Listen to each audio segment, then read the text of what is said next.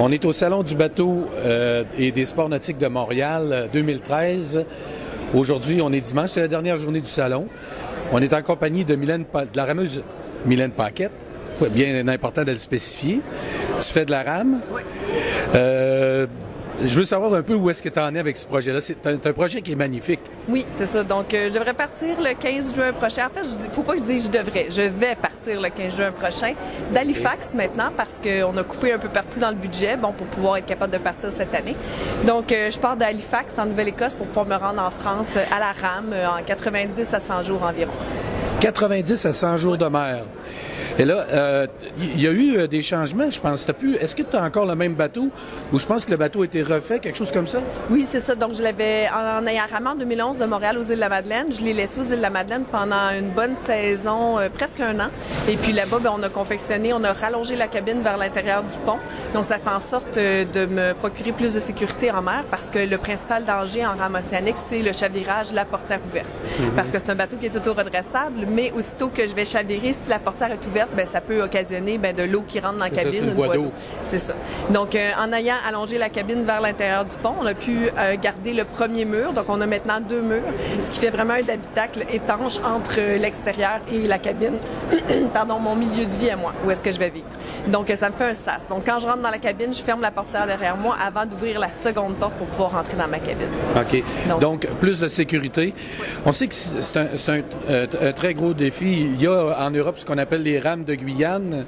Mais toi, c'est pas ce défi-là que tu fais, là? Non, c'est ça. Rame Guyane, eux, partent de Dakar pour aller à la Guyane française. Okay. Et moi, je vais partir d'Halifax pour aller en France. Donc, je m'attaque à l'Atlantique Nord. Comme j'avais déjà vu l'Atlantique Sud, en fait, le sud de l'Atlantique Nord en 2010, j'avais trouvé ça un peu long. Bon, les alizés, c'est de la longue houle, sensiblement toujours la même chose. De toute façon, mon rêve au départ, c'était tout de suite de m'aligner sur l'Atlantique Nord. Donc, je faisais vraiment mon expérience en 2010 en vue de m'accomplir sur l'Atlantique Nord un jour, là, en solo. Donc, c'est vraiment mon coup de cœur, c'était sur l'Atlantique Nord. Les tempêtes, le manque de soleil, le froid, les grosses vagues, c'est ce qui m'a attiré au départ. Donc, voilà. C'est incroyable. Là, tu disais 100 jours de mer tout à l'heure. C'est un Vendée Globe, ça, là. Bien, c'est la même. Oui, c'est ça. C'est le même nombre de jours environ, là, et même un peu plus. Ouais. Okay. À quelle vitesse ça peut aller? Bien, si je me fie à mon bateau avant la rallonge, avant tout le poids qu'on a rajouté au bateau, en 2011, en partant de Montréal, je faisais 2,5 nœuds, ma vitesse de coque là, quand je ramais. Et en arrivant de la Madeleine, je faisais 3,5, 3,6 nœuds. Donc, j'étais beaucoup plus entraînée 2 mois et demi plus tard. C'est sûr qu'avec tout le poids que je vais avoir au départ, je devrais peut-être aller à 2 nœuds et demi au départ. Puis plus je vais être entraînée par la suite, je devrais peut-être augmenter ma vitesse.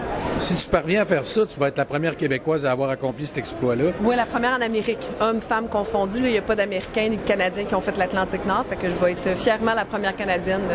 Je vais avoir l'homologation. Oui, c'est ça. Hommes, femmes à faire l'Atlantique Nord. Ça a de quoi inquiéter un peu parce que on sait que l'Atlantique Nord, parfois, c'est rough. Hein? Il y en a qui comparent ça même d'un fois au 40e rugissant. Oui, bien c'est ça. On dit souvent que c'est l'Everest des mers. Donc, oui, c'est certain. Puis, quand je dis souvent en conférence, je parle de mon bateau quand il va chavirer, les gens sont toujours surpris que je dise quand il va chavirer parce qu'ils vont chavirer. mon embarcation va chavirer. C'est sûr que ça va arriver. Oui, selon les statistiques, tous ceux qui se sont attaqués à l'Atlantique Nord ont chaviré au moins 2 fois.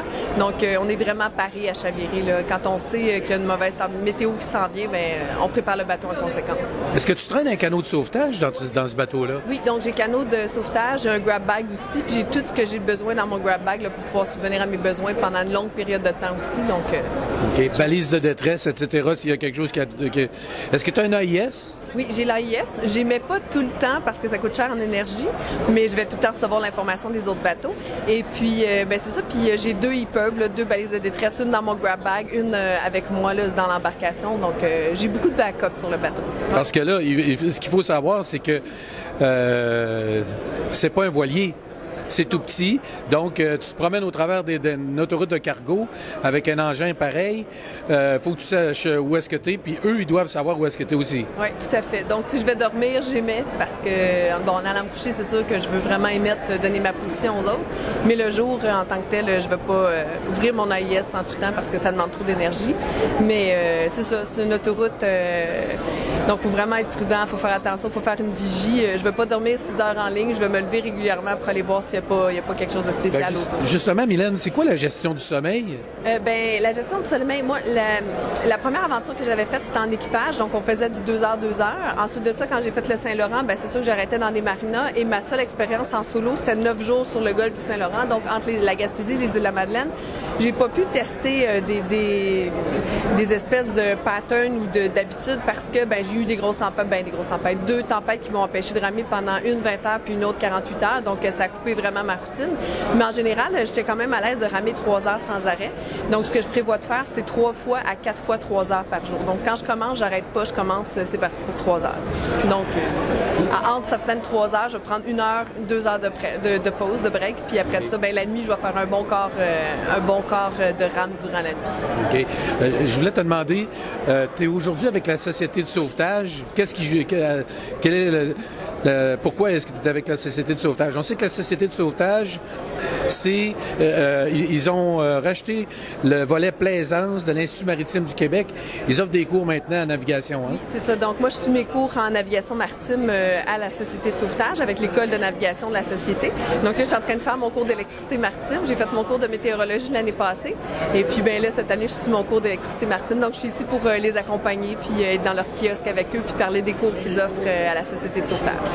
Il y a évidemment toujours quelques bricoles à faire en mer. C'est comme un voilier.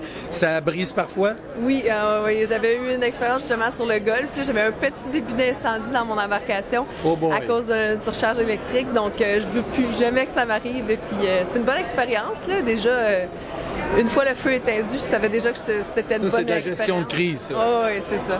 Puis, donc, je suis contente d'être avec eux pour le cours d'électricité parce que je vais partir beaucoup mieux outillée là, sur l'Atlantique cette année. As-tu des partenaires qui travaillent avec toi? Oui, j'ai Bioca Probiotiques qui sont au Québec mes partenaires depuis environ 1 an. Puis j'ai Couchy, les chaussures Couchy qui sont avec moi depuis 2 ans maintenant. Donc c'est mes 2 grands partenaires, ceux qui me permettent de vivre l'aventure. Mais je suis toujours à la recherche d'autres partenaires pour ma grande aventure, mais ça peut se régler à la dernière minute aussi. L'appel est lancé, hein? L'appel est lancé.